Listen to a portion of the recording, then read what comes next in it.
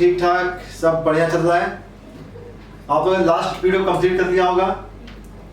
तो आज हम लोग बात करेंगे डेफिनेट इंटीग्रेशन के ज्योमेट्री पार्ट के बारे में कि उस डेफिनेशन का ज्योमेट्री पार्ट होता कैसे है, और उसके ऊपर कुछ क्वेश्चंस के बारे में भी बात करेंगे। और मोस्टली वो सारे क्वेश्चंस हम लोग कवर करेंगे जो कि हम लोग ग्राफिकली उसे सॉल्व करते हैं मोस्टली। ठीक है, सारे क्वेश्चंस तो नहीं हो सकते, लेकिन लगभग में आप सारे क्वेश्चंस अटेम्प्ट करने की कैपेसिटी आ जाएगी आप में, इतनी हम लोग कोशिश करेंगे। ठीक है, तो स्टार्ट करते हैं डेफिनेट इंटीग्रेशन और उसका ज्योमेट्री पार्ट।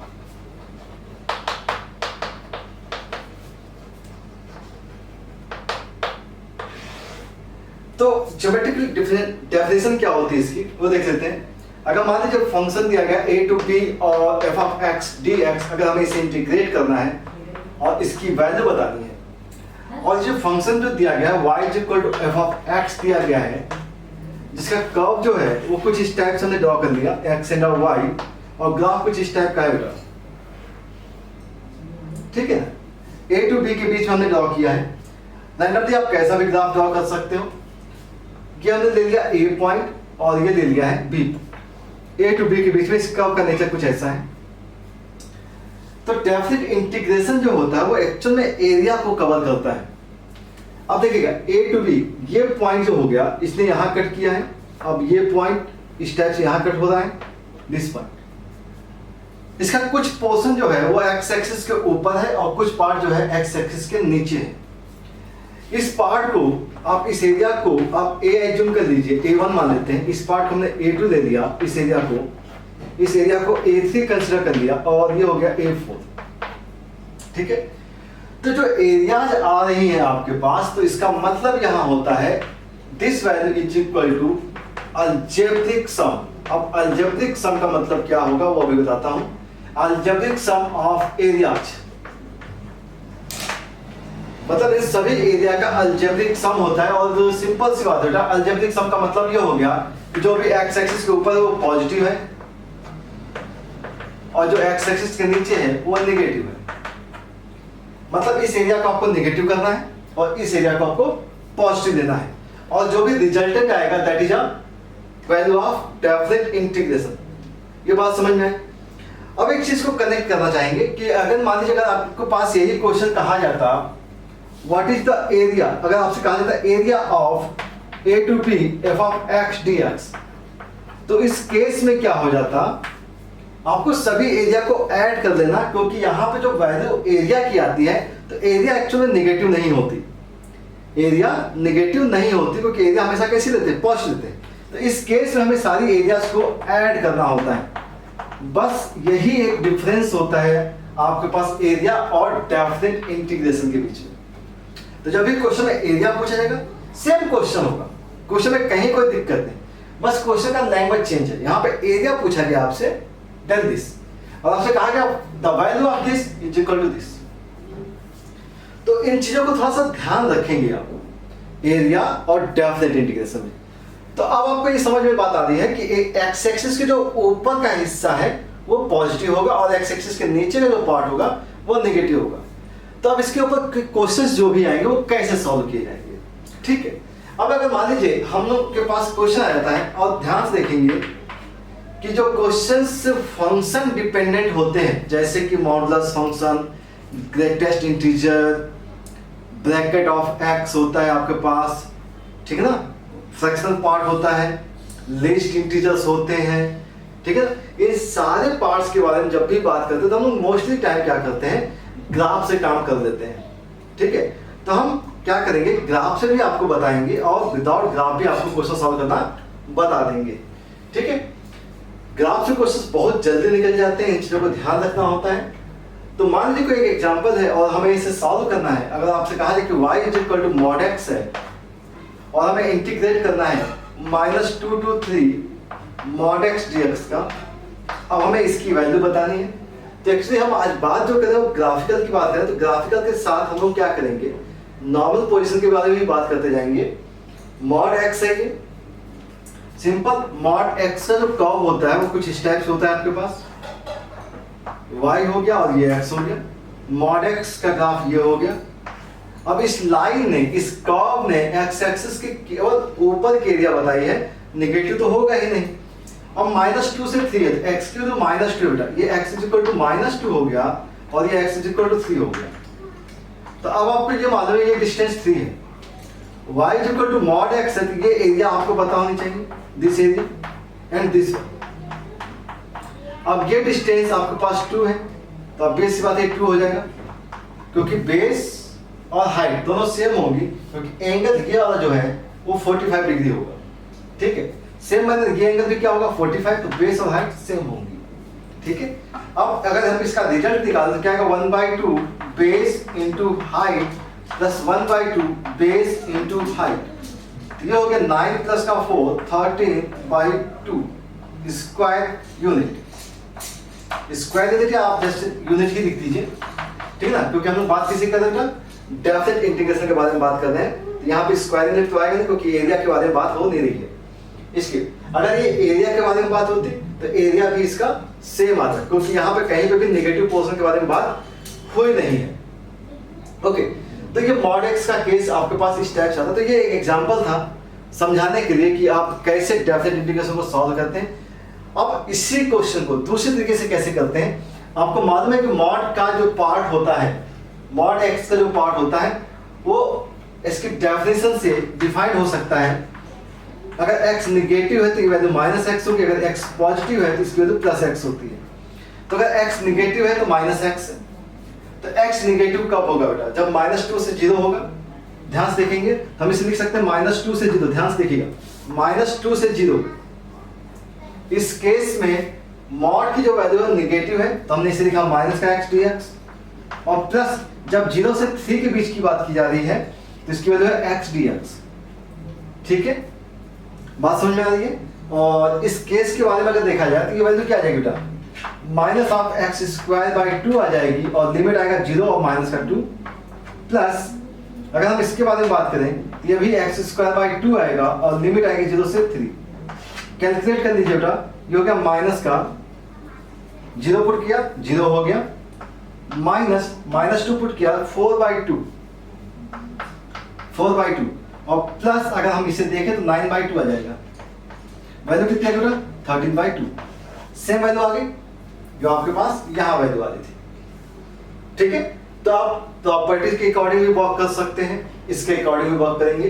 तो हम लोग क्वेश्चन ग्राफिकली भी सॉल्व करते जाएंगे, ठीक है, ग्राफिकली ही सॉल्व करेंगे, साथ में इसको भी सॉल्व करेंगे।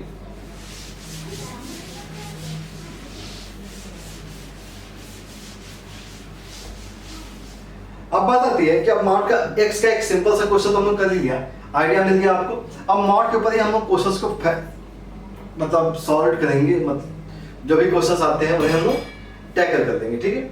जैसे मान लीजिए आपके पास एग्जांपल दिया गया है, मान लीजिए 0 से 3 दे दिया गया और आपके पास मॉड के अंदर 2x - 3 dx दे दिया गया, ठीक है, मॉड के। तो जब भी मॉड को सॉल्व करना है तो ऑब्वियसली बात आपके पास ग्राफ का केस होना चाहिए, और जब भी x का जो कोएफिशिएंट है ना, x का कोएफिशिएंट उसे हमेशा बाहर निकाल दीजिए। अब इसका फायदा क्या होता है वो बताता हूं मैं। 0 to 3 x - 3/2 होने दीजिए dx। अब अगर आपने मॉड को कॉमन कांस्टेंट को कॉमन निकाल लिया है तो अब ये क्या है, मॉड x - 3 आ गया। तो जो ग्राफ है वो मॉड x एक्चुअली है और वो शिफ्ट हो रहा है कहां पर 3/2 पर, तो मॉड x का ग्राफ आ गया। तो उस केस में बेस और हाइट सेम होती है, जबकि इस केस में बेस और हाइट सेम नहीं होती, ठीक है। इसलिए ये आसान तरीका होता है। अब देखिएगा x के 3/2 पर बेटा ये पॉइंट कहां आ गया 3/2, 0, ठीक है। पॉइंट कहां तक जाना है 3 तक जाना है, तो 0 से 3 तो 3/2 और यहाँ पे 3 आ जाएगा और ये 0 से स्टार्ट हो रहा है। बात समझ आ रही है। तो अब ये अगर देखा जाए तो ये एरिया अगर आप निकालते हैं तो ये भी एंगल 45 डिग्री का है, तो ये आप इस वाले 3/2, ये भी 3/2 है, ये भी 3/2 है, तो ये भी 3/2 होगा। ये एरिया मतलब दो ट्रायंगल है जिनकी एरिया सेम है। तो एक काम करें, ये 2 टाइम्स हो गया, in bracket 2 times into half base into height कर दिया हमने, और ये वैल्यू 4 से कैंसिल आउट हो गया, तो वैल्यू क्या आ गई 9/2 आ गई, ठीक है। बात समझ आई। अदरवाइज आपको क्या बताया मैंने, ब्रेक करना। ब्रेक कैसे करेंगे देखिएगा, इसकी वैल्यू को मॉड के अंदर की वैल्यू को हमेशा कंपेयर किससे करते हैं, 2x माइनस 3 की मॉड के अंदर की वैल्यू को 0 कंपेयर करते हैं। x की वैल्यू क्या आ गई, 3/2 आ गई। अब 3/2 पर आप इसे पॉइंट आउट कर दीजिए, 3/2 पर। अब 3/2 से अगर कम देंगे, 3/2 से अगर कम होगा तो मॉड के अंदर की वैल्यू कैसी आएगी, नेगेटिव आएगी। मॉड के अंदर अगर x की वैल्यू 3/2 से छोटा है तो मॉड के अंदर की वैल्यू मतलब 2x minus 3 which is less than 0 मतलब नेगेटिव हो गया। ये क्या हो गया, नेगेटिव हो गया।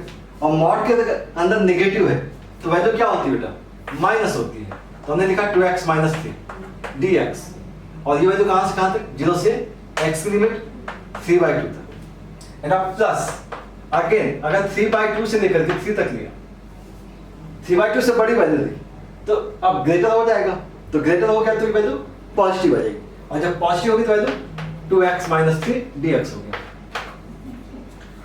ठीक है, तो इस टाइप से आप इनको टैकल करेंगे और इसको सॉल्व कर दीजिए। आपके पास आंसर क्या आना चाहिए, 9/2 आना चाहिए। चेक कर लीजिए बेटा, x² 2 मतलब ये x² हो गया माइनस का 3x हो गया, लिमिट हो गई 0 से 3/2 हो गया, और प्लस यहाँ पे देखेंगे तो x² माइनस का 3 और लिमिट हो गई 3 to 3/2। चलिए माइनस 3/2 पुट किया तो 9/4 आ गया, माइनस का 9/2 आ जाएगा, 3 9/2। ठीक है, ये हो गया। प्लस यहाँ बात करते हैं, 3 पुट किया तो 9 माइनस का 3x है यहाँ पर तो 9 हो जाएगा, माइनस अगर 3/2 पुट किया तो 9/4 और माइनस का क्या आना चाहिए, 9/2 आ जाना चाहिए। ये माइनस, ये भी माइनस का है और सेम वैल्यू से देखो, ठीक है ना। तो यहाँ से कितना आना चाहिए, यहाँ से क्या आएगा 9/4 आएगा, माइनस का सॉरी प्लस का 9/4 आएगा, और यहाँ से भी प्लस का क्या आएगा 9/4, और दोनों को ऐड करें तो क्या आ गया 9/2 आ गया। ये आपका आंसर आ जाएगा। तो मॉड के क्वेश्चंस को आप इसी टाइप से टैकल कर लीजिए। जितने भी क्वेश्चंस आते हैं मॉड के आपको इसी टाइप से टैकल करना है और क्वेश्चन सॉल्व हो जाते हैं। अगर मान लीजिए कभी क्वेश्चन इस टाइप से आ जाए, भाई 3 to 10 दे दिया जाए और मॉड के अंदर दिया गया है 2x माइनस का 5 दे दिया गया, ठीक है ना, और dx दे दिया जाए। अब 2x माइनस 5 दिया गया है, अब 2x माइनस 5 मतलब 5/2 का ब्रेक होगा, और अगर 2 को कॉमन ले लिया जाए तो 2 को कॉमन लिया गया तो 3 to 10 हो गया, और वैल्यू होगी x माइनस का 5/2 dx। और इस केस में अगर हम इसका ग्राफ ड्रॉ करते हैं तो 5/2 पे गए, ये 5/2 कॉमा 0 हो गया, और जो लिमिट है हमारे पास वो एक्चुअली 3 से स्टार्ट हुई है। तो कहाँ से स्टार्ट करेंगे, 3 से, ये 3 हो गया, और 3 से 10 तक, 10 this one, this is the required area, ये एरिया है क्या, ठीक है ना। और इस एरिया को निकालने का तरीका एरिया ऑफ ट्रेपेजियम कर सकते हैं। भाई अब आपको मालूम है कि अगर यहां से यहां तक की डिस्टेंस देखी जाए तो ये हाफ होगी, तो इसकी हाइट भी क्या होगी, हाफ होगी। हाइट क्या होगी, हाफ होगी। यहां से यहां तक की डिस्टेंस भी आपको पता है, तो ये डिस्टेंस भी आप निकाल सकते हैं, ठीक है ना। तो इस टाइप से आप इस क्वेश्चंस को सॉल्व करेंगे। ओके, बात समझ में आ गई है। तो ये सारे क्वेश्चंस जो होते हैं मॉडुलस के ही होते हैं। और अगर मान लीजिए क्वेश्चन इस टाइप से दिया जाए कि अगर यहाँ पे मान लीजिए 4 दे दिया जाए और यहाँ पे 6 दिया जाए, और मॉड के अंदर दिखाया गया है 3x माइनस का 4 प्लस का मॉड के अंदर 4 माइनस x दिया जाए और dx दिया, तो आपको क्या करना है, दोनों को सेपरेटली सॉल्व करना है, दोनों को अलग अलग लेकर के सॉल्व कर लेना है, ठीक है, आसान सही है। अब यहाँ पे क्या किया, इन्होंने दो क्वेश्चन को मिक्सअप कर दिया, तो आप कर लेंगे, ठीक है। नेक्स्ट देख लें, चलिए।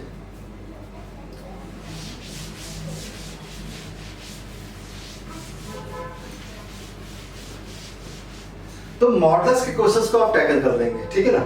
अब मॉडल्स का क्वेश्चन जब टैकल हो गया तो अब हमें करना क्या है कि अब बात करें बेटा ब्रैकेट एक्स की, ठीक है ना, ग्रेटेस्ट इंटीजर फंक्शन के बारे में बात कर लेते हैं, या सिग्नम फंक्शन के बारे में बात कर लेते हैं, ठीक है ना। चलिए बात करते हैं सिग्नम के बारे में।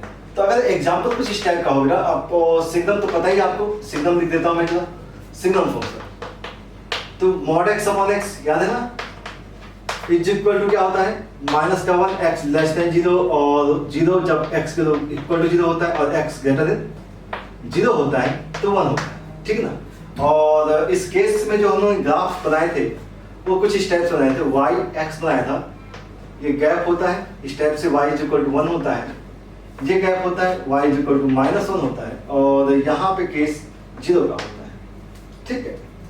अब क्वेश्चन पूछते कैसे हैं, अब मान लीजिए ये क्वेश्चन दिया गया है और लिमिट दी गई है, मॉड x अपॉन x के बारे में बात हो रही है। हमने लिमिट ली बेटा a टू b और हमने लिखा मॉड x अपॉन x लिख दिया और dx लिख दिया, ठीक है ना। और हमने बताया यहाँ पर कि x a की जो वैल्यू है और b की जो वैल्यू है, ये दोनों ही वैल्यू पॉजिटिव है। दोनों वैल्यू कैसी है? पॉजिटिव है। अगर दोनों वैल्यू पॉजिटिव है तो अब इस बात है पॉजिटिव है तो आपके पास केस यहाँ आएगा a और b का, और ये इसकी हाइट है, हाइट इसकी ऑलवेज 1 होगी। हाइट क्या होगी? 1 होगी। तो इस रेक्टेंगल की एरिया देखी जाए तो ये रेक्टेंगल क्या होगा? b माइनस ए होगा। क्या होगा? b माइनस ए। इसका मतलब हो गया इसकी जो वैल्यू है वो b माइनस ए आ जाएगी, b माइनस ए। अब यही केस है, जैसे मान लीजिए फर्स्ट केस मान लेते हैं, सेकंड केस ऐसा मान लीजिए कि a की जो वैल्यू है 0 से छोटी और b से लेस है, और देखा जाए a नेगेटिव है और b पॉजिटिव है, a नेगेटिव। अब a नेगेटिव जो होगा वो कुछ ऐसा होगा, मान लीजिए a यहाँ है, ये केस, और b जो है वो 0 से बड़ा है, b यहाँ कहीं मान लेते हैं, ठीक है ना। अब देखा जाए ये जो कंप्लीट एरिया आएगी वो एरिया क्या है कि b आएगी। एरिया क्या होगी? b, क्योंकि विड्थ कितनी होगी? b। विड्थ कितनी होगी? लेंथ कितनी होगी? b। विड्थ कितनी है? 1। तो ये कंप्लीट लेंथ b इंटू 1 मतलब b हो गया। और ये एरिया कितनी होगी? इसकी हाइट कितनी है? 1 है, और ये a है। तो क्या लिखोगे? b minus a। क्या लिखेंगे? b माइनस a, क्योंकि ये तो पॉजिटिव आएगा और ये नेगेटिव। तो इस केस में भी क्या आएगा? b माइनस a आ जाएगा, ठीक है। अब बात आती है थर्ड केस की। थर्ड केस क्या हो सकता है? a b दोनों ही नेगेटिव है। अब दोनों का नेगेटिव है तो इसका ग्राफ हम थोड़ा अलग से बना देते हैं जो कि अच्छे से समझ में आएगा आपको। ये a हो गया, ठीक है, और ये b हो गया। ये a कंडीशन और ये b कंडीशन। ओके, हमें इसके बीच की एरिया निकालनी है। अब एरिया कैसी होगी? इसकी लेंथ कितनी बेटा? इसकी लेंथ अभी भी कितनी है? b माइनस ए। लेंथ कितनी है? b माइनस ए। या क्या करेंगे? ये कंप्लीट a और ये b, a माइनस b कर दीजिए, कोई दिक्कत नहीं है, ठीक है ना। लेकिन है क्या? अगर हम मैग्नीट्यूड के बारे में बात करें, केवल मैग्नीट्यूड a माइनस b, लेकिन है क्या? डाउनवर्ड वैल्यू कैसे है? नेगेटिव। तो अगेन क्या जाना चाहिए? b माइनस ए। तो इस चीज को ध्यान रखिएगा कि जब भी आप सिग्नम टाइप का क्वेश्चन सॉल्व करें तो आप पोजीशन देख लीजिए कि जो लिमिट दी गई है वो लिमिट पॉजिटिव है, नेगेटिव है, या किस टाइप से, किस क्वाड्रेंट में लाई करते हैं, उसके हिसाब से काम कर लीजिएगा। तो ये केस किसका हो गया बेटा? सिग्नम का हो गया। तो आप अटेम्प्ट तो कर ही लेंगे सिग्नम के केस में भी। नेक्स्ट बात करते हैं बेटा, सिग्नम का केस तो हो गया, तो अब बात कर लेते हैं, क्योंकि सिग्नम में कुछ और वेराइटीज आती नहीं है, तो हम लोग बात करेंगे अब नेक्स्ट केस के बारे में, ग्रेटेस्ट इंटीजर के बारे में। और ये बहुत ही इंपॉर्टेंट पार्ट होता है ग्रेटेस्ट इंटीजर का, क्योंकि इसके ऊपर क्वेश्चंस बहुत बनते हैं। इसके ऊपर बहुत सारे क्वेश्चंस बनते हैं, तो बेसिक से समझेंगे चीजों को कि क्या हो सकता है। y is equal to bracket x, और ब्रैकेट x का जो कर्व होता है वो कुछ स्टेयरकेस टाइप का होता है। आप लोगों को याद होगा 0 1 2 3, 0 से 1 के बीच में ग्राफ 0 का होता है, 1 से 2 के बीच में 1 का होता है, 2 से 3 के बीच में 2 का होता है, और 3 से 4 के बीच में 3 का होता है, ठीक है। इस टाइप से केस आता है। और अगर हम इधर भी ड्रॉ कर लें तो 0 से -1 के बीच में -1, और -1 से -2 के बीच में -2, ठीक ना। इस टाइप से केस बनते चले जाते हैं। अब अगर हमें ये ग्राफ्स पता है तो देखिएगा ध्यान से, 0 से 1 के बीच में इसके थ्रू जो एरिया बनती है वो 0 होती है, कुछ नहीं बनता है। 1 से 2 के बीच में ये हाइट क्या है बेटा? 1 है। हाइट क्या केस से क्या है? 1 है। तो ये जो रेक्टेंगल है, ये जो स्क्वायर बन रहा है, इसकी एरिया कितनी होगी? 1 होगी। इसकी जो हाइट है, इस केस की हाइट, इसकी हाइट 2 है। यहाँ पर क्या है? y इज इक्वल टू 2 है, ये y इज इक्वल टू 1 है, ये y इज इक्वल टू 3 है। इस केस में इसकी एरिया कितनी होगी? 2 होगी। इस केस में इसकी एरिया 3 होगी। यहाँ पर 1 होगी, इसकी 2 होगी। एरिया के बारे में बात कर रहा हूँ, डेफिनेटली तो नेगेटिव होगा, माइनस कट हो जाएगा, ठीक है ना। अगर हम बात करें इसी क्वेश्चन की, तो इस क्वेश्चन में बात करते हैं 0 2 4 कहा जाए और ब्रैकेट x कहा जाए और dx कहा जाए। तो 0 से 4 के बारे में बात की, तो ये 0 से स्टार्ट किया और 4 तक जा रहे हैं। तो पहले 0, फिर 1, यहाँ पे एरिया कितनी है 1 है, 2 से 3 के बीच में 2 और 3 से 4 के बीच में 3, तो वैल्यू कितनी आ गई बेटा 6 आ गई। तो this is the required source. 0 से 4 के बीच में कितना आएगा आंसर 6 आएगा। तरीका समझ में आ रहा है, 0 से 4 के बीच में 6 आएगा। अगर यही क्वेश्चन ऐसा होता, हमने कहा होता -2 से 4 के बीच में और ब्रैकेट x dx होता, तो देखिएगा ध्यान से, -2 वाले केस में आपके पास क्या आया था, इसकी हाइट कितनी थी 2 थी, ठीक है ना। तो ध्यान से देखिएगा, -2 वाले केस में -2 आया, फिर -1 आया, फिर +0 आया, फिर प्लस कितना आएगा 1 2 3 3 तक, ठीक है ना। कितने केस बन रहे हैं, कितने इंटीजर पार्ट्स में हो रहा है, इन चीजों को समझिएगा। 4 है यहाँ पर, 0 से 4 पॉइंट्स आए, कितने पॉइंट्स आए 4, -2 से 4 कहा गया है, तो -2 से स्टार्ट हुआ, 0 से स्टार्ट हुआ, ध्यान से देखिएगा, -2 से स्टार्ट हुआ, चीजें बढ़ती जा रही है, कहां तक जा रही है, इससे एक कम, इससे एक कम, और देखिए गैप 1 का है, मतलब एपी के फॉर्म में चली जा रही है। किस फॉर्म में जा रही है, एपी के फॉर्म में। कहां से स्टार्ट हुई, -2 से, इससे एक लेस, तो -2 से 3 तक, ये कैंसिल हो गया और वैल्यू कितनी आ गई 3 आ गई। तो क्वेश्चन का आंसर तो आ गया, लेकिन इससे कॉन्सेप्ट भी क्लियर होता है। वो कॉन्सेप्ट क्या है कि अगर integration 0 to n where n belongs to integer है, ध्यान रखिएगा n belongs to integer है और ब्रैकेट x dx है अगर, तो इसकी वैल्यू 0 से स्टार्ट होगी, या कोई भी पॉइंट हो, यहाँ पे क्या होगा, यहाँ पे कोई भी पॉइंट हो, 0 से स्टार्ट करें या 2 से 3 से कहीं से भी स्टार्ट करें, जहां से आप स्टार्ट करें वहीं से स्टार्ट होगा, 1 2 3 अप टू कहां तक जाएगा, इससे एक कम n-1। इसका मतलब है इसकी जो वैल्यू आनी चाहिए थी वो आनी चाहिए n(n-1/2)। और ध्यान रखेंगे यहां पर n इंटीजर है, n क्या है यहाँ पर इंटीजर है, ठीक है। तो ये तो एक नॉर्मल केस के बारे में बात हो गई कि ब्रैकेट x का जो कॉन्सेप्ट है वो सारी चीजें आपको क्लियर हो जाए कि इसको कैसे आप सॉल्व करेंगे, ठीक है। अब ब्रैकेट के ऊपर ही क्वेश्चन तो बहुत सारे बन सकते हैं, ठीक है, ब्रैकेट के ऊपर बहुत सारे क्वेश्चन बन सकते हैं, क्योंकि ये स्टैंडर्ड फॉर्म हो गया, ये क्या हो गया स्टैंडर्ड फॉर्म। अब हम इन चीजों को चेंज करेंगे अगर, तो देखते हैं क्या होता है।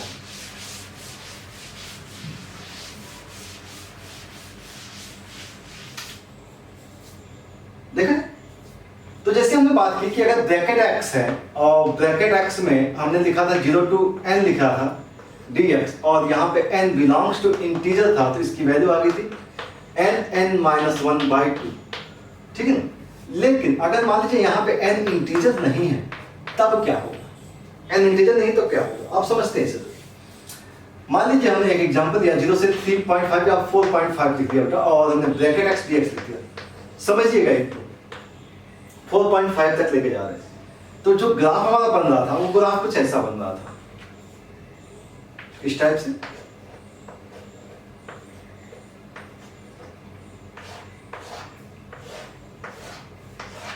ये था 0 1 2 3 4 और 4.5 कहा बेटा, तो 0.5 यहाँ आ गया, ठीक है ना, 0.5 यहाँ आ गया, तो 0.5 का मतलब ये हो गया ये हिस्सा, और ये एरिया इंक्लूड हो जाएगी, ठीक है।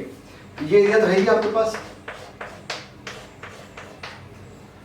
तो हम लोग के पास एरिया जो दिख रही है वो एक्चुअल में स्टार्ट कहां से हुआ है, देखो ध्यान से, 0 से है, 0 1 2 3 और कहां तक गया बेटा 3 तक तो गया, क्योंकि इसकी हाइट 3 है, और इसकी हाइट कितनी होगी भाई, ये 1 ये 2 ये 3, अब इसकी हाइट क्या होगी 4 होगी, तो ये 4 होगी, लेकिन इसकी जो विड्थ है वो 0.5 है, विड्थ क्या है 0.5, तो 4 × 0.5 आ जाएगा, 4 × 0.5 आ जाएगा, वो रेक्टेंगल होगा, रेक्टेंगल की एरिया हमने निकाल दी। अब इसका मतलब ये है कि अगर ये 4.5 है तो इसको हम एक जनरलाइज का केस देखना चाहते हैं कि मान लीजिए n जो है, n को हम जो नंबर लिखा हुआ है n जो है, n हम लोग लिखेंगे n ब्रैकेट प्लस का उसका फ्रैक्शन पार्ट लिख सकते हैं, किसी भी नेचुरल नंबर को या किसी भी नंबर को, सॉरी नंबर को, नेचुरल नंबर नहीं, नेचुरल नंबर तो ऑलरेडी इंटीजर होते हैं, कोई भी नंबर जो होता है उसके इंटीजर और फ्रैक्शन पार्ट के फॉर्म में लिखा जा सकता है। तो यहाँ पे अगर देखा जाए तो ये 4 तक गया, तो ये जो गया है वो n-1 तक गया, ठीक है ना 4, और ये आया n और इनटू में द फ्रैक्शन पार्ट ऑफ, ये क्या है? Fraction part of n, fraction part of n। इसका मतलब है कि जो अगर हम बात करें कि 0 to n कहा जाए और ब्रैकेट x dx कहा जाए, ब्रैकेट x dx कहा जाए, तो उस केस में अगर देखा जाए तो हम क्या लिखेंगे? n ध्यान रखिएगा इंटीजर नहीं, तो क्या लिखा? 0 1 2 up to n minus 1 plus n, यहां पर इंटीजर है, सॉरी यहां पे n क्या है? इंटीजर। तो n को हमने ब्रैकेट में लिख लिया क्योंकि हम कहां तक जा रहे हैं? 3 तक जा रहे हैं, तो n माइनस 1 इंटीजर हो गया, और प्लस उसके बाद ब्रैकेट मतलब इंटीजर पार्ट, ब्रैकेट मतलब इंटीजर पार्ट क्योंकि ये n हो रहा था, 4 तक जा रहे थे, ये n हो गया, और इनटू में फ्रैक्शन ऑफ n लिख दिया। मींस जो वैल्यू आ रही है वो आ रही है ब्रैकेट ऑफ n, ध्यान से देखिएगा, ब्रैकेट ऑफ n एंड अब bracket of n minus 1 divide by 2 plus bracket n और फ्रैक्शन ऑफ n आ जाएगा। तो this is the required answer. Bracket का मतलब यहाँ पे GIF है, और this one is a fractional part. Okay, तो कभी भी अगर n इंटीजर नहीं तो आप इस टाइप से क्वेश्चन को सॉल्व कर सकते हैं, ठीक है। अदरवाइज आपके पास ये तरीका बेस्ट तरीका है जिसमें कि आपको फॉर्मूला याद करने की जरूरत नहीं होती, आपको डायरेक्ट सॉल्व करने की कैपेसिटी आ जाती है। इस टाइप से आप सॉल्व कर लीजिए, ठीक है। अब क्वेश्चंस एक्चुअली में हमेशा ऐसे ही तो नहीं आएंगे, क्वेश्चन तो चेंज भी होंगे। अब क्वेश्चन चेंज होंगे ब्रैकेट के, तो कैसे हो सकते हैं? अब ब्रैकेट के क्वेश्चन कैसे हो सकते हैं? अब देखिए, अब यहाँ पे जो तरीका हम लोग यूज कर रहे हैं, देखिएगा, ध्यान से देखिएगा, 0 to हमने 4 लिखा और ब्रैकेट x लिखा और dx लिखा, तो ब्रैकेट का कॉन्सेप्ट क्या होता है? वो हमेशा इंटीजर ब्रेक होता है। ब्रैकेट कहां ब्रेक होता है? हमेशा इंटीजर ब्रेक होता है। तो इंटीजर ब्रेक होता है, देखो ध्यान से, 0 से 1 के बीच में अलग एरिया है क्योंकि डिसकंटिन्यूअस फंक्शन है, और इंटीजर्स के बीच में ये कंटिन्यूअस होता है। इंटीजर पे जाकर क्या हो जाता है? ब्रेक हो जाता है। तो अब डेफिनेट इंटीग्रेशन सॉल्व कर रहे हैं, तो फंक्शन कैसा होना चाहिए? कंटिन्यूअस होना चाहिए। तो जहां तक कि इसकी कंटिन्यूटी है वहां तक में हम इसे ब्रेक कर रहे हैं। तो कैसे ब्रेक कर रहे हैं? पहले भैया हम 0 से 1 तक कर रहे हैं, ब्रैकेट x dx किया, फिर 1 से 2 कर रहे हैं, फिर ब्रैकेट x dx किया, फिर 2 से 3 कर रहे हैं, ब्रैकेट x dx किया, और प्लस 3 to 4 कर रहे हैं और ब्रैकेट x dx किया। जहां तक हमें वैल्यू चाहिए थी वहां तक हमने ब्रेक किया। ओके, और किसी भी रियल नंबर तक भी ब्रेक कर सकते हैं, उसका कोई टेंशन नहीं है, ठीक है ना। 4.5 4.3 इस टाइप से ब्रेक कर सकते हैं। अभी फिलहाल इसको समझ लेते हैं, यहां तक की बात होगी। अब अच्छा एक चीज है, ब्रैकेट की जो वैल्यू है, ब्रैकेट की वैल्यू 0 से 1 के बीच में क्या होती है? 0 से 1 के बीच में 0, 1 से 2 के बीच में इस ब्रैकेट की वैल्यू क्या होगी? 1 होगी, 2 से 3 के बीच में इस ब्रैकेट की वैल्यू 2 होगी, और 3 से 4 के बीच में ब्रैकेट की वैल्यू 3 होगी। तो हमेशा जो ब्रैकेट की वैल्यू होती है ना, ब्रैकेट हमेशा लोएस्ट लिमिट पे जाकर के सेटल होता है। ये ब्रैकेट हमेशा कहां जाता है? लोअर लिमिट, लोअर लिमिट यहां पर जाकर के सेटल हो जाता है। तो जैसे आपने यहां देखा तो 0 पुट कर दिया, तो सब सिस्टम क्या हो गया? 0 हो गया।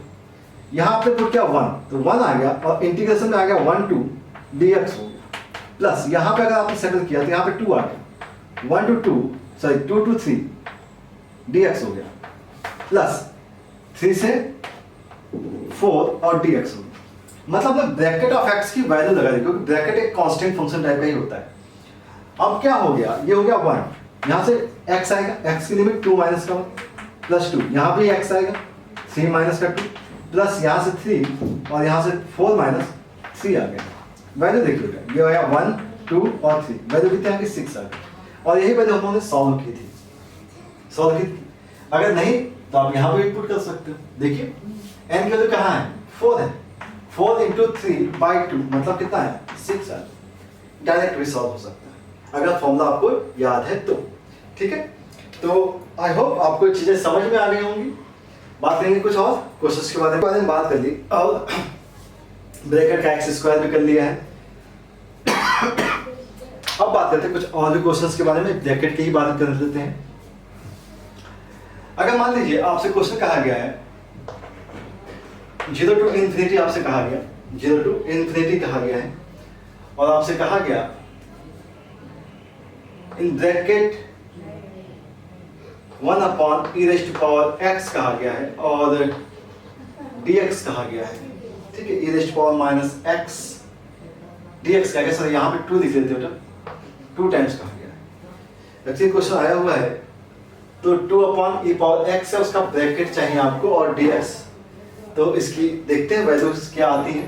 तो पहली चीज तो ये है कि यहाँ पर जो फंक्शन दिया गया है वो 2 into e⁻x दिया गया है, और इसका हमें ब्रैकेट चाहिए। e⁻x का जो कर्व होता है वो कुछ इस टाइप से होता है, e⁻x, और हमने अगर यहाँ 2 मल्टीप्लाई किया, इसका पॉइंट ऑफ इंटरसेक्शन 0,2 हो जाएगा, 0,2 हो गया। अब इसका ब्रैकेट लेना है, तो अगर हम ब्रैकेट के बारे में बात करेंगे तो लिमिट कहाँ से बेटा, 0 से इनफाइनाइट के बीच में। हम केवल इस पोर्शन के बारे में बात कर रहे हैं, केवल इस हिस्से के बारे में बात कर रहे हैं, ठीक है। तो अब इसके बीच में इंटीजर्स के बारे में बात करेंगे। तो y = क्या आ सकता है बेटा, 1 आ सकता है, y = 1 आ सकता है, एक इंटीजर पॉइंट, और फिर y = 2, और 2 पर एंड हो जाता है, ठीक है ना, इस टाइप से। तो यहाँ देखेंगे कि ये जो हिस्सा है, ये हिस्सा y = 2 और y = 1 के बीच में है, 1 और 2 के बीच में है। तो इसका जो ब्रैकेट होगा उसका मतलब है, ये ब्रैकेट का मतलब क्या होता है बेटा, प्रोजेक्शन ऑन प्रीवियस इंटीजर। मतलब y = 1 से 2 के बीच का जो प्रोजेक्शन होगा वो y = 1 हो जाएगा। देन यहां देखते हैं, यहां से लेके यहां तक का जो एरिया है या जो कर्व है वो 1 से 0 के बीच में बन रहा है, 0 से 1 के बीच में। तो उसका जो प्रोजेक्शन होगा वो कहां होगा, ऑन द दिस एक्सिस, ये बनेगा, ठीक है। तो अब अगर देखा जाए तो एक्चुअल में रिक्वायर्ड एरिया क्या होगी, तो एरिया देखिएगा, एरिया आपके पास ये आ रही है, क्योंकि जो एक्स एक्सिस पे आ रही है उसकी एरिया तो 0 हो जाएगी। तो this one is a required area. अगर ये एरिया हमें निकालना आ जाएगा तो काम बन जाएगा, ठीक है। अच्छा, अभी अगर हमें एरिया ही निकालना है तो ये पॉइंट तो 0, 0 है, ये पॉइंट मुझे नहीं पता। अब इस पॉइंट में क्या करें, y = 1 लाइन ने 2e⁻x को y = 1 लाइन ने कट किया, तो e⁻x = आ गया 2, तो x की तो क्या आ गया, log base e2 आ गया, x की तो क्या होगी, log base e2 आ गई। अब x मालूम हो गया तो ये हो गया log base e2, 0 हो गया। ये एरिया अगर हमें निकालनी थी तो एरिया कैसे निकलेगी, by base into height, height तो 1 है। तो इसका आंसर जो आ गया वो आ गया log e2 आ गया, this one is the answer, ठीक है। बात समझ में। अब बात करते हैं कुछ और क्वेश्चन की। अगर मान लीजिए यही क्वेश्चन कुछ ऐसा दिया हो जाता है, ठीक है, सारे ग्राफिकल इंटरप्रिटेशन हो रहे हैं यहाँ। अगर हमने 0 से इनफाइनाइट लिया होता और इन ब्रैकेट ऑफ बात की जाती, tan inverse of x dx के बारे में बात की जाती। अब हमें ये कहा जाता है कि इसका आंसर बताइए आप 0 से इनफाइनाइट के बीच में, ठीक है। अब 0 से इनफाइनाइट के बीच में, सॉरी अगर इनफाइनाइट लेंगे तो काफी लेंदी हो जाएगा, एक काम करते हैं, इनफाइनाइट के केस में तो इनफाइनाइट ही आ जाएगी, और हम बात करते हैं 100 की, 100 लेते हैं, ठीक है ना, 0 से 100 तक की बात करते हैं। अब बात करते हैं कि tan इनवर्स x का जो ग्राफ होता है x एंड y, और उसके ब्रैकेट के बारे में बात होती है बेटा। तो आपको मालूम है ये π/2 है, और इधर जो लाइन होती है वो माइनस के π/2 की होती है, और इसका जो कर्व होगा वो कुछ इस टाइप से जाता है, ठीक है ना, π/2 इंक्रीजिंग फंक्शन इस टाइप से। और इसके ब्रैकेट के बारे में बात करनी, ब्रैकेट मतलब आपको इंटीजर में ब्रेक करना है। तो अब ये जो बाउंड्री है वो -π/2 से +π/2 के बीच में है, और हमें बात करनी है 0 से स्टार्ट करें, क्योंकि लिमिट क्या है, 0 से 100 है। अब π/2 की वैल्यू आपको पता है 1.57 होती है अप्रोक्सीमेट। तो इसके पहले इंटीजर आया होगा y = 1, ये आया होगा y = 1, ठीक ना। अब ये जो पोर्शन है, ये जो पोर्शन है ये 0 से 1 के बीच में है, y = 0 से 1 के बीच में। तो 0 से 1 के बीच में है, तो उसका जो प्रोजेक्शन आएगा वो ऑन द x एक्सिस आएगा, ये आएगा, ये ब्रैकेट आ जाएगा, ठीक है। और देन इसके बाद का जो भी एरिया है, जो भी ग्राफ है, उसका जो प्रोजेक्शन आएगा वो उसके नीचे की वैल्यू, क्योंकि 1 से ये ऊपर है, तो 1 से ऊपर अगर है तो उसका प्रोजेक्शन कहां बनेगा, y = 1 पे बनेगा। तो ये आ गया y = 1, और ये कंप्लीट इनफाइनाइट तक जाना होगा। कहां तक जाना होगा, इनफाइनाइट तक। इसलिए हमने यहां से इनफाइनाइट हटा दिया, क्योंकि यहां से एरिया आप कंप्लीट निकाल नहीं पाओगे। अब बात आती है कि 100 तक, तो 100 से कहीं होगा लिमिट, क्या होगी, x की लिमिट होगी यहाँ पे 100, ठीक है। अब आपके पास जो अगर ये प्रोजेक्शन बन रहा है तो इसकी एरिया ये आएगी, क्योंकि ऑन द एक्स एक्सिस तो बनेगा नहीं, ठीक है ना, ये एरिया है। अब ये एरिया निकालनी है तो ये पॉइंट आपको चाहिए। अब इस कर्व को tan इनवर्स x को एक लाइन कट कर दी y इक्वल टू 1, तो x की जो वैल्यू आ गई वो tan 1 आ गई, tan 1 आ गई। मतलब ये जो पॉइंट है वो है पॉइंट tan 1, 0, सही है। हाइट का केस आपको मालूम है 1 है और परमानेंट होता है। परमानेंट क्या होता है, हाइट यहाँ पे 1 ही होती है क्योंकि इंटीजर पे ब्रेक करता है, तो ये हाइट 1। अब ये लेंथ कितनी, अब ये लेंथ है 100 माइनस का tan 1 इंटू हाइट कितनी है 1, इसका मतलब आंसर कितना 100 माइनस का tan 1, ठीक है ना। तो इस टाइप से क्वेश्चंस आपके टैकल होते हैं ये ब्रैकेट के। अभी और भी क्वेश्चंस हैं जो ब्रैकेट के हम लोग जो टैकल करेंगे, और अच्छे अच्छे क्वेश्चन से बेटा ब्रैकेट के क्वेश्चंस अगर आप टैकल करना सीख जाओगे तो प्रॉपर्टीज वगैरह में भी यूज करना बहुत आसानी से आ जाएगा, ठीक है ना। और इससे एक चीज का बहुत अच्छा फायदा हो जाता है, आपको प्रॉपर्टीज में बहुत मेहनत नहीं करनी पड़ेगी क्योंकि ऑलरेडी आपको ये सब चीजें सीखी हैं, आपने ब्रेक करना सीख रहे हो, ग्राफ के अकॉर्डिंग आप कैसे ब्रेक करना है, ठीक है।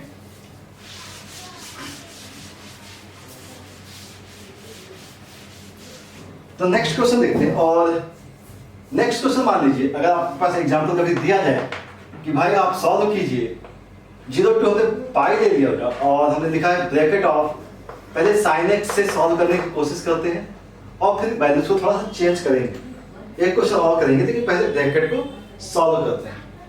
तो अब ब्रैकेट ऑफ sin x, तो y equal to sin x का आपको ग्राफ लेना है और कहां से 0 से पाई के बीच में लेना है, 0 से पाई के बीच में, और उसको टैकल करना। तो इसके लिए हम एक काम करेंगे, थोड़ा सा इसकी ज्योमेट्री अच्छे से दिखाएंगे आपको, समझ में आपको अच्छे से आ जाएगा, ठीक है। तो कोशिश कीजिएगा, चलिए। तो हमारे पास y equal to sin x, तो y इक्वल टू एक sin x का ग्राफ ड्रा कर लें, x एंड y हो गया, और 1 -1, ठीक है, pi by 2, pi by 2 and pi, और हमें कहां तक बात करनी है, पाई तक के बारे में बात करनी है। एक काम करें बेटा, इसे हम 3 पाई बाई 2 ले लें, लिमिट को थोड़ा सा आगे बढ़ा देते हैं, तो 3 पाई बाई 2 तक, तो ज्यादा अच्छे से क्लियर हो जाएगा, ठीक है। और ये वैल्यू है 0 और ये वैल्यू होगी pi by 2, pi and 3 pi by 2, आप चाहे तो 2 पाई तक ले लीजिए, कोई फर्क नहीं पड़ता है, आपको क्वेश्चन समझ में आना चाहिए, इंपॉर्टेंट ये है, ठीक है। अब sin x का जो ग्राफ होता है वो कुछ इस टाइप से होगा, ठीक है ना। हाइट क्या होता है, ये y इक्वल टू 1 है और ये y इक्वल टू -1 है, ठीक। अब समझिएगा ब्रैकेट के बारे में बात हो रही होगी, हमें किसके बारे में बात करनी है, y equal to bracket of sin x के बारे में बात करनी है। ब्रैकेट का ग्राफ, अब आपको मालूम है कि 0 से 1 के बीच में ग्राफ है, ये जो ग्राफ है ना वो केवल पाई बाई 2 पे 1 होता है, बाकी जितने भी पार्ट के बारे में बात कर रहा हूं, ये हिस्सा और ये हिस्सा, ये दोनों ही पार्ट जो है वो 0 से 1 के बाद बीच में है, इस हिस्से को छोड़ दीजिएगा तो, ठीक है ना। तो अगर ये 0 से 1 के बीच में है, 0 से 1 के बीच में ये ग्राफ आ रहा है, तो उसका प्रोजेक्शन कहां आएगा, on the x axis, so this one, ठीक है ना, ये आएगा ये हिस्सा। और पाई बाई 2 पे क्या होगा, स्पेस दे दीजिएगा क्योंकि इस पॉइंट के लिए यहां पे चला गया, और ये जो है ये यहां आ जाएगा, ठीक है ना। अगर आपने ट्रांसफॉर्मेशन ऑफ कर्व का वीडियो देखा है तो आपको बहुत अच्छे से और अच्छे से क्लियर हो जाता, क्योंकि और जल्दी हो जाता। तो हम ये समझ के चल रहे हैं कि आपको इस टाइप के ग्राफ की प्रैक्टिस अगर नहीं है तो आप यहाँ पे थोड़ा सा देख लीजिए। अब देखिएगा ये जो हिस्सा है, ये हिस्सा आपका 0 से -1 के बीच में, तो 0 से -1 के बीच में है तो इसका प्रोजेक्शन कहाँ है, दिस वन, ये वाला, ये प्रोजेक्शन है इसका पूरा, ठीक है ना। अब एरिया क्या बनेगी, एरिया तो ऑब्वियस सी बात है, यहाँ पे तो आपको दिख ही नहीं रही है क्योंकि ये एक पॉइंट है, पॉइंट को एरिया तो बनाएगा नहीं, पॉइंट से एरिया नहीं बनती, बस क्या क्या ये लाइन आपकी एरिया दिखा दी है, ठीक है। हाइट आपको मालूम है, इसकी हाइट कितनी है 1 है, विड्थ कितनी है पाई बाई 2 है, तो एरिया कितनी होगी पाई बाई 2, लेकिन पहुंच कहां रहे हो आप, एक्स एक्सिस के नीचे, तो आंसर कितना माइनस ऑफ पाई बाई 2, समझ बात आ गई, ठीक। अब बात करते हैं कि अगर यही क्वेश्चन कुछ ऐसा होता, हमने कहा 0 से 2 पाई लिखा और इन ब्रैकेट लिखा 2 साइन एक्स dx। अब यहाँ पे y इज इक्वल टू आपको चाहिए 2 sin x, y is equal to क्या चाहिए 2 sin x। तो जल्दी से आप इसका ग्राफ ड्रॉ कर देते हैं और देन कोशिश करेंगे आपको समझा सके। ये 1 हो गया, ये 2 माइनस 1, ये y is equal to 1, y is equal to minus 1। आपके पास 2 है तो हाइट ऑब्वियस बात है 2 तक जाएगी, तो हाइट 2, ये 2 हो गया और ये हो गया माइनस का 2। ठीक है, आप इसका ग्राफ ड्रॉ करते हैं, ये pi by 2, pi 3 pi by 2 and 2 पाई। अब ये pi by 2, pi 3 pi by 2 and 2 पाई है, और हम ग्राफ ड्रॉ कर देते कुछ इस टाइप से, this one and this one. ठीक है, इस टाइप से ग्राफ ड्रॉ कर दिया। अब देखते हैं कि इंटीजर्स पर ये ग्राफ कहां ब्रेक हो रहा है। देखिएगा ध्यान से, y is equal to 1 line ने इसे यहां पे कट किया, समझिएगा। y is equal to 2 line ने यहां पे इसे टच किया है, y is equal to 1 line ने यहां पे कट किया, फिर ये 0 पे कट हो गया, फिर ये -1 पे, फिर ये 2 -1 अगेन 0। इस टाइप से पॉइंट्स कट हुए हैं। अब समझिएगा, 0 से 1 के बीच में, 0 से 1 के बीच में यहां कट हुआ, तो आपने इसका ग्राफ ड्रॉ कर दिया इस टाइप से। ये पॉइंट पार्टीशन कर दिया, यहां कट कर दिया, ये पार्टीशन कर दिया, यहां कट किया, इसे पार्टीशन कर दिया, यहां कट किया, इसे पार्टीशन कर दिया। ठीक है ना। अब आती बात प्रोजेक्शन की। तो प्रोजेक्शन कहां, ये हिस्सा जो है ग्राफ का वो 0 से कहां के बीच में बेटा, 1 के बीच में, इसका projection on the x axis. ये हिस्सा, ये पूरा पार्ट, ये 1 से 2 के बीच में, तो इसका ब्रैकेट दिस वन। बस यहां पे ध्यान आपको रखना है कि केवल एक पॉइंट ऐसा है जहां पर वो यहां पहुंचेगा, क्योंकि पाई बाय 2 पे इसकी वैल्यू क्या हो जाएगी 2 हो जाएगी। तो इस ब्रैकेट पॉइंट को ध्यान रखिएगा। देन इसके बाद यहां से यहां तक का हिस्सा, ये पार्ट 0 से 1 के बीच में है, तो इसका मैग्नेट मॉडुलस ब्रैकेट कितना आएगा 0 आ जाएगा। 0 से -1 के बीच का पार्ट है, तो उसका ब्रैकेट -1। ये जो पार्ट है, this one part is lie between -1 से -2, -1 से -2 के बीच में, इसका हिस्सा यहां आएगा -2 पर, और ये -1 से 0 के बीच में, तो इसका पार्ट दिस वन। मतलब जो रिक्वायर्ड एरिया आपको दिख रही है ऑन द एक्स एक्सिस, वो आपकी ये हिस्सा दिख रहा है, ये पार्ट दिख रहा है, दिस वन पार्ट, सॉरी ये नहीं, ये हिस्सा ऑन द एक्स एक्सिस होता है, दिस वन पार्ट, एंड इसको हम थोड़ा सा सेट करते हैं दूसरे कलर से, दिस वन पार्ट। अब आपको इसको सॉल्व करना है और हमें चेक करना है कि इसकी एरिया एक्चुअल में आ क्या रही है। इन सब की हाइट यहाँ पे 1 है, ये हाइट 1 है, यहाँ ये हाइट 1 है, और ये हाइट क्या है बेटा 2 है। विड्थ निकाल ली। अब देखिएगा 2 sin x को 1 ने कट किया, तो sin x की वैल्यू क्या है बेटा 1/2, तो x की वैल्यू होगी π/6। ठीक है, π/6। यहां पे सिमेट्रिकल होगा, तो ये पाई माइनस का π/6 होगा, मतलब ये हो गया 5π/6 हो गया। ये पाई से ऊपर जाएगा तो ये 1/2 कब होगा, जबकि थर्ड क्वाड्रेंट में जाएगा। थर्ड में क्या होगा पाई प्लस π/6, इसका मतलब 7π/6 भी होगा। ध्यान रखिएगा, यहां पे माइनस का 1/2 है, क्योंकि y इक्वल टू -1 कट कर देंगे, 7π/6। अगला देखते हैं, ये 7π/6, ये 2 पाई माइनस का π/6, 2 पाई माइनस π/6 का मतलब कितना हो गया 11π/6, तो 11π/6 भी आएगा। ठीक है, अब ये तो हमने पॉइंट्स निकालना है, बताया आपको कि कैसे आपको पॉइंट्स निकालना है, और बहुत आसान है बेटा। y इक्वल टू 1 ने कट किया है, तो y इक्वल टू 1 ने कट किया, तो x की वैल्यू निकाल दिया, और ये सिमेट्रिकल होता है, तो ये π/6 है, तो ऑब्वियस और ये भी π/6, ये भी π/6 और ये भी π/6, सारी चीजों को मेजर कर दीजिए। अब देखिएगा ये जो ये 30 डिग्री, ये 30 डिग्री, तो ऑब्वियस सी बात है 180 में से 60 निकाल दीजिए, 120 आएगा, मतलब ये जो वैल्यू आएगी ये आएगी 2π/3। ये हिस्सा कितना हो गया, ये हिस्सा हो गया 2π/3 का पार्ट हो गया।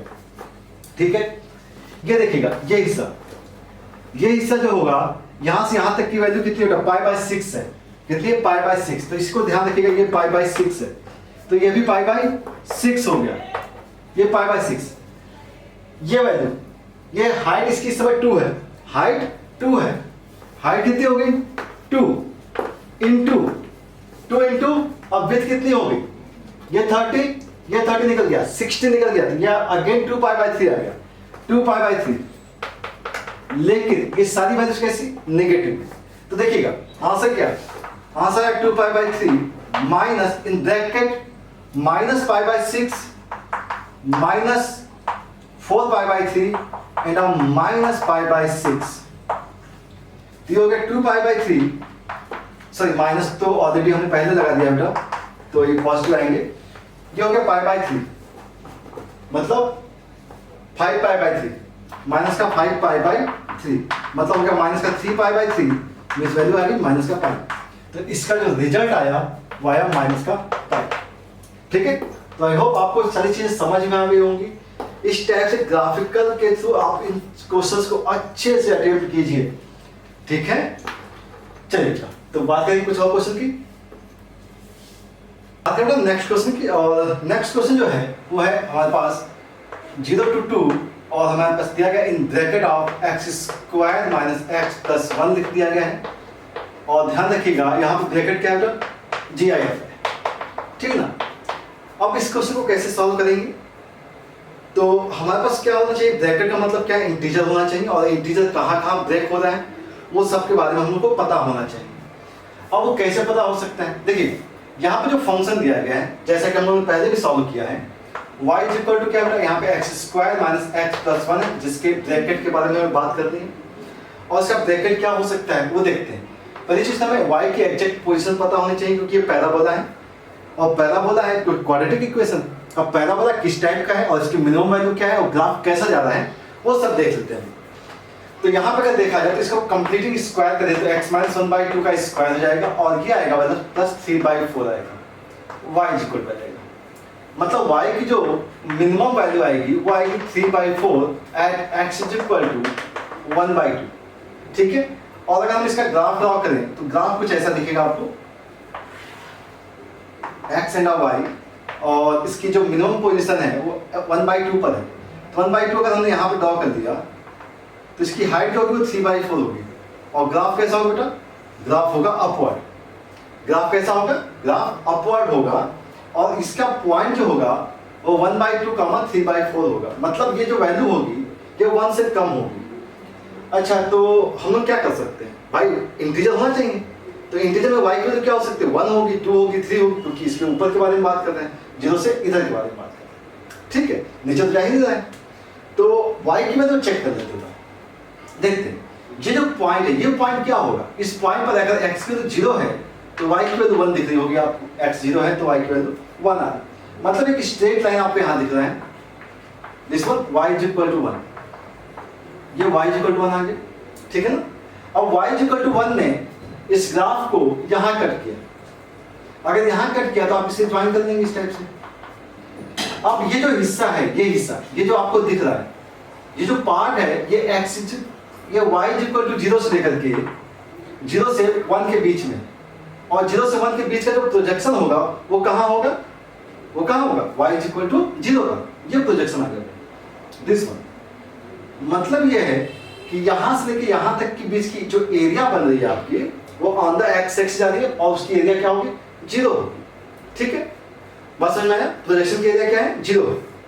अब बात करें कि अगर y इज इक्वल टू 2 कहीं यहाँ होगा, y is equal to 2 draw करते हैं बेटा, y इज इक्वल टू 3 मान लीजिए, y इज इक्वल टू 4 दे देते हैं, और चेक करते हैं कि पॉइंट्स कहाँ तक जा रहे हैं, क्योंकि हमें x के तो कहाँ तक जानी है, 1 तक जानी है, और ये पॉइंट क्या है, ये पॉइंट क्या है मुझे अभी नहीं पता। अब y इज इक्वल टू 1 ने कट किया, तो देखिएगा y इज इक्वल टू 1 ने कट किया किसको, x square minus x plus 1 को कट किया, मतलब x into x minus 1 is equal to 0 आ गया। सो x के तो 0 आएगी और 1 आएगी, x के तो 0 कहाँ है, यहाँ है, और x इज इक्वल टू 1 ये हो गया, मतलब ये पॉइंट हो गया वो 1,0 हो गया। अब देखते हैं ये पॉइंट क्या है, क्योंकि इसका भी प्रोजेक्शन हमें देखना है, ध्यान से देखिएगा, क्योंकि ये जो हिस्सा है, ये हिस्सा 1 से लेकर 2 के बीच में है, तो प्रोजेक्शन कहाँ होगा, on the y is equal to 1, और ये प्रोजेक्शन जो है वो x एक्सिस के ऊपर है, तो ये आपके पास एक रीजन दिखाई देगा जिसकी रिक्वायरमेंट है हमें। ठीक है ना, ये हिस्सा दिखेगा। सिमिलर अगर देखें तो ये जो हिस्सा है, ये हिस्सा 2 से 3 के बीच में है, तो अगर हम इसको देखें, इसको ज्वाइन कर दिया जाएगा इस टाइप से, तो इसका जो प्रोजेक्शन होगा ये 2 से 3 के बीच में है, तो ये प्रोजेक्शन होगा, और ये जो हिस्सा आएगा वो कुछ ऐसा आएगा दिस, ठीक है ना। लेकिन हमारे पास रिक्वायरमेंट जो है वो x की है कि हम कहाँ तक जाएंगे, x कहाँ तक जाएगा। यहाँ पे भी देखेंगे तो ये हिस्सा आएगा कुछ और ये पॉइंट बनेगा, ठीक है ना। तो ये इसके ब्रैकेट की पोजीशन है बेटा। ये सारा ग्राफ किसका बन रहा है, इसके ब्रैकेट का बन रहा है। किसका बन रहा है, ब्रैकेट का। हमें लिमिट देखनी है x वैल्यू कहाँ तक जा रही है, तो चेक करते हैं बेटा। एक केस तो है y = 1 का, y = 2 के केस में देखते हैं। x² - x + 1 देख लिया, तो x² - x - 1 = 0 आ जाएगा। सो x की जो वैल्यू आएगी, x की वैल्यू -b ± b², 4 प्लस का 4ac हो जाएगा, सॉरी b² 1 हो जाएगा, और प्लस का माइनस का 4ac होता है ना, ये प्लस का हो जाएगा, प्लस का 4ac डिवाइड बाय 2 है, मतलब ये वैल्यू आएगी 1 + √5 divide by 2 because of minus. Minus की जो वैल्यू होगी वो नेगेटिव साइड में जाएगी, और नेगेटिव साइड में जाना नहीं है। तो ये जो पॉइंट है, ये पॉइंट आपको दिखेगा 1 + √5 डिवाइड बाय 2 दिख जाएगा, ठीक है। अच्छा, ये वैल्यू क्या 2 से ज्यादा है या 2 से कम है, तो √5 की वैल्यू करीब कितनी होगी, 2 पॉइंट समथिंग होगी, प्लस का 1 मतलब 3 पॉइंट डिवाइड बाय 2, मतलब ये 1 पॉइंट समथिंग होगा, 2 से ज्यादा नहीं होगा, 2 से कम है। ऐसे ही अब बात करते हैं y = 3 ने कट किया, तो 3 ने कट किया तो x² - x + का 1 हो गया, तो x² - x + -2 = 0।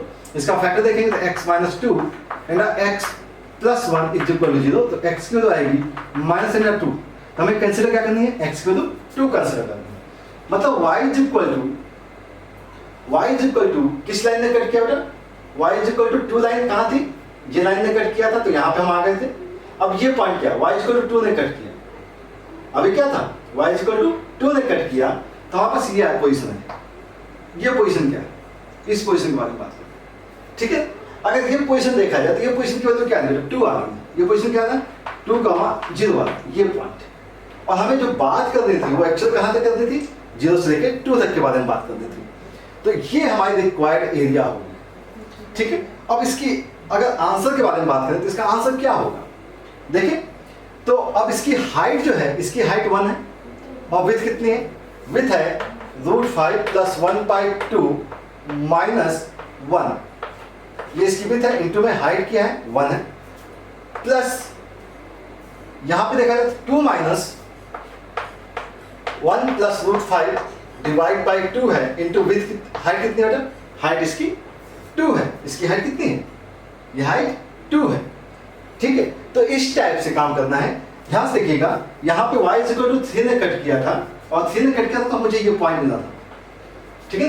y = 2 ने कट किया तो हमें ये पॉइंट मिला, 1 ने कट किया तो हमें ये पॉइंट मिला, ठीक है। इस टाइप से चेक करना है। अब इसको अगर सॉल्व करें तो वैल्यू क्या आएगी, ये आएगा 4 टाइम्स -2 टाइम्स, और सॉरी 4 ये कर लेते हैं, 4 - 1 3 डायरेक्ट लिख लेते हैं 3, और ये होगा माइनस का, ये 2 टाइम्स है इंटू 1, मतलब हो गया 1 टाइम, तो 1 + √5 डिवाइड बाय 2 हो गया, ये 6 - 1 - √5 डिवाइड बाय 2 हो गया, तो वैल्यू आ गई 5 - √5 डिवाइड बाय 2। तो ये इसका आंसर आएगा, ठीक ना। तो ये सारे क्वेश्चंस हम लोग किस बेस पे कर रहे हैं, एरिया के बेस पे कर रहे हैं, और ये सारे क्वेश्चंस ग्राफिकल हो रहे हैं। तो ब्रैकेट के जो क्वेश्चंस जितने भी आते हैं वो आपको इसी टाइप से टैकल करने हैं, ओके। तो ब्रैकेट के ऊपर हम लोगों ने काफी प्रैक्टिस कर ली है। अब हम बात करेंगे फ्रैक्शनल पार्ट ऑफ फंक्शंस के बारे में कि उस क्वेश्चंस को कैसे टैकल किया जाए, ठीक है। फ्रैक्शन और ब्रैकेट लगभग में सिमिलर चलते हैं, तो ब्रैकेट के भी ग्राफ के बारे में बात करेंगे पहले, और देन उसके क्वेश्चंस के बारे में बात करेंगे, ओके। तो आप इसे कंप्लीट कर सकते हैं। चलिए बेटा नेक्स्ट देख लेते हैं।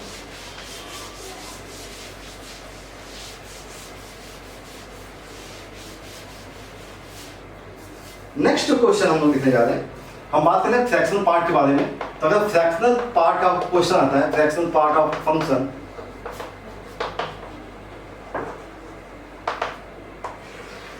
ये सारी चीजें हम लोग पहले से अगर पता कर लेंगे ना बेटा, तो आगे कहीं पे भी प्रॉपर्टीज वगैरह में कहीं दिक्कत आती नहीं है, ठीक है। क्योंकि बहुत इंपॉर्टेंट क्वेश्चंस होते हैं और आपको ध्यान से देखना होता है, ठीक है ना। तो आप इन सब चीज़ों को ध्यान से नोट भी करते रहिए, क्योंकि बहुत हेल्पफुल होता है। अच्छे क्वेश्चन जो बनेंगे वो फंक्शन डिपेंडेंट ही बनते हैं। किसी भी एग्जाम के बारे में बात कर रहा हूं मैं, तो अगर मान लीजिए y = अगर फ्रैक्शन ऑफ x है, तो इसका मतलब आपको पता है कि इसकी जो वैल्यू होती है, ये वैल्यू क्या होती है, 1 से लेकर के 0 के बीच में होती है, 0 से 1 के बीच में होती है। और इसका जो ग्राफ होता है, इसका ग्राफ कुछ ऐसा होता है, x एंड y, इसकी मैक्सिमम वैल्यू बेटा 1 होती है। और ये सारे ग्राफ्स अगर आप चाहें तो फंक्शंस इन ग्राफ का वीडियो है मेरा, उसमें आप देख सकते हैं कि आप ग्राफ को कैसे ड्रॉ करते हो। तो कम से कम आपको ग्राफ ड्रॉ करना आना चाहिए। तो जब 0 से 1 के बीच में होता है तो इसका ग्राफ कुछ ऐसा होता है, ठीक है ना, कुछ ऐसा, दिस वन। और ये इंटीजर्स होते हैं 0, 1, 2, 3, 4, इस टाइप से बनते चले जाते हैं, ठीक है। अब अगर बात की जाए कि आपसे क्वेश्चन पूछा जाए कि भाई अगर 0 से लेके n तक की बात हो रही है और fraction part of x dx दिया गया है, fraction part of x dx दिया गया है, इस सारा काम प्रॉपर्टीज में भी होगा, समझिएगा। 0 to n दिया गया है, तो 0 to n मतलब अगर देखा जाए, और ध्यान से देखिएगा, n बिलोंग्स टू हमने इंटीजर लिया है, n बिलोंग्स टू इंटीजर, क्योंकि इंटीजर के केस में चीजें अलग होती हैं, फ्रैक्शन के केस में अलग होती है, ठीक है ना, कुछ चीजें अलग हो जाएंगी रियल नंबर की। तो यहाँ पर अगर देखा जाए तो ये केस, ये ग्राफ बन रहा है, क्योंकि इसका प्रोजेक्शन ये है, ये एरिया फॉर्म करते हैं, ठीक है ना। तो इस लाइन के थ्रू एक्स एक्सिस पे एरिया कितनी फॉर्म होगी, दिस वन, ये विद 1 है, हाइट भी इसकी 1 है, तो हर एक ट्राइंगल की एरिया क्या होगी, 1/2 बेस इनटू हाइट। तो हर एक ट्राइंगल की एरिया 1/2 होगी, इसकी भी एरिया 1/2 होगी, और इसकी भी area 1/2 up to n times. कितने टाइम्स बेटा, n टाइम्स, मतलब ये आएगा n/2 आ जाएगा। कितना आ जाएगा, n/2। हर एक ट्राइंगल की एरिया क्या है, 1/2 है। बात समझ में आई? तो ये फ्रैक्शन ऑफ x का केस। अगर मान लीजिए यहाँ पे n इंटीजर ना होता, n not belongs to integer, अब इंटीजर ना होता तो इंटीजर नहीं होता तो क्या लिखते आप, n is equal to bracket of n और प्लस का फ्रैक्शन ऑफ n लिखते, यही होता। और अगर यही केस अगर मान लीजिए 3.5 तक होता, 0 to 3.7 मान लीजिए 3.7, तो 3.7 का मतलब आपके पास यहाँ आते हैं 0.7 तक, और आप यहाँ पे ब्रेक हो जाता और ये हिस्सा आ जाता। तो इस केस में क्या लिखते हैं, देखना ध्यान से देखना, ये फ्रैक्शन ऑफ x है और ये dx हो गया इज इक्वल टू 1, 2 एंड 3, 3 तक की तो एरिया आएगी, ठीक है ना, मतलब कितना हो गया 3/2 प्लस, अब इस एरिया के बारे में बात कर रहा हूं मैं, 3.7 है, मतलब 3 ट्राइंगल्स तो आपको मिल गए, 3 ट्राइंगल्स मिल गए। अब इसके बाद एक दूसरा ट्राइंगल 1/2, बेस कितना है, इसका बेस है 0.7, मतलब 0.7 मतलब फ्रैक्शन ऑफ n मतलब 0.7 इनटू हाइट भी क्या होगी 0.7 होगी, क्योंकि जो बेस होता है वही इसकी हाइट है, क्योंकि ये एंगल क्या होगा 45 डिग्री का, तो ये इसका आंसर आएगा, ठीक है। तो इसका मतलब ये है कि अगर यहां पर n इंटीजर नहीं होगा और डायरेक्ट अगर फॉर्मूले के बारे में बात की जाएगी तो n यहां पे बात की है, और n की वैल्यू मान लीजिए ब्रैकेट ऑफ n और प्लस का फ्रैक्शन ऑफ n है, और हमने लिखा है ब्रैकेट ऑफ x dx। तो इसको हम डायरेक्ट कैसे सॉल्व करें, देखिएगा जितने भी इंटीजर्स हैं उतने तो ट्राइंगल आएंगे ही आएंगे, और जितना भी इंटीजर है, ये इंटीजर है तो उतने ट्राइंगल्स, तो हर एक ट्राइंगल की एरिया 1/2 मतलब n/2 प्लस इसका केस 1/2, ये पार्ट जो है वो फ्रैक्शन ऑफ n का आएगा, तो फ्रैक्शन ऑफ n का स्क्वायर आ जाएगा। तो ये केस बन जाता है जब एक इंटीजर नहीं होता है, ठीक है। तो एक बार क्वेश्चन ये पूछा हुआ है कि बताइए आप कि अगर मान लीजिए 0 to n दिया गया और ब्रैकेट ऑफ x dx दिया गया है और डिवाइड बाय 0 to n दिया गया और फ्रैक्शन ऑफ x dx दिया गया है, ठीक है ना, और यहाँ पे n अगर मान लीजिए इंटीजर है, n क्या है इंटीजर है, तो इसका केस क्या होगा। अगर n इंटीजर है तो ब्रैकेट x के बारे में बात की थी हम लोगों ने, क्या था n-1/2 था, डिवाइड बाय इसके बारे में बात की अभी हम लोगों ने, ये वैल्यू क्या था n/2 है, 2 से 2 कट गया, n से n कट गया, तो आंसर कितना था n-1। अगर n इंटीजर है तो, अब अगर n इंटीजर नहीं है तब क्या, n इंटीजर नहीं है तब क्या, तो n इंटीजर अगर नहीं है तो उस केस के बारे में मैंने बताया अभी, ठीक है ना। n अगर इंटीजर नहीं है तो अभी ब्रैकेट x के बारे में बताया है मैंने, और इसके बारे में बात की है, तो दोनों को जस्ट डिवाइड कर दीजिएगा। बात समझ में आती है, ठीक है ना, आप डिवाइड कर सकते हैं तो उसका आंसर आपको मिल जाएगा, ठीक है। और अगर मान लीजिए हम लिख दें 0 to n लिख दिया है, ब्रैकेट x dx लिख दिया है, डिवाइड बाय 0 to n लिखा है और फ्रैक्शन ऑफ x dx लिखा है, तो इसकी वैल्यू, इसका जो ब्रैकेट था उसका ब्रैकेट शायद आपको याद हो, ब्रैकेट n लिखा था हमने, ब्रैकेट n -1 था, डिवाइड बाई 2 था, प्लस का 1 बाई क्या था, इंटू में था, ब्रैकेट ऑफ n इंटू में फ्रैक्शन ऑफ n लिखा था, और डिवाइड बाई यहाँ पे क्या है, bracket n divide by 2 plus 1 by 2 end of fraction of n का स्क्वायर, इस टाइप से। ठीक है, तो जो क्वेश्चन पूछा गया था वो एक्चुअली ये पूछा गया था, इसके बारे में बात नहीं हुई थी, लेकिन आपको पता होना चाहिए, क्योंकि इस टाइप का फॉर्मूला तो आप याद नहीं करोगे, ये फॉर्मूला आप याद नहीं करोगे, आपको क्या करना होगा, सॉल्व करना होगा। तो फ्रैक्शन ऑफ n को भी सॉल्व करने के लिए आपको तैयार रहना पड़ेगा। हर एक टाइप के क्वेश्चन बन सकते हैं, तो ये स्ट्रेटजी होनी चाहिए आपके पास कि किसी भी टाइप का क्वेश्चन है आप कम से कम सॉल्व कर लो। ओके, चलिए, तो ये प्रॉपर्टी किसकी होगी बेटा, फ्रैक्शन ऑफ n की होगी। तो ये ग्राफिकल रिप्रेजेंटेशन है सारे के सारे। ठीक है, तो अब हम बात करेंगे इसके ऊपर क्वेश्चंस की, कि ब्रैकेट ऑफ x का क्वेश्चन तो हमने काफी कर लिया है, फ्रैक्शन ऑफ n के क्वेश्चंस कैसे करने हैं। ठीक है, तो देख लेते हैं, अभी इसके कुछ क्वेश्चंस होंगे तो उन्हें कर लेते हैं कंप्लीट। ओके, नोट कर लीजिए।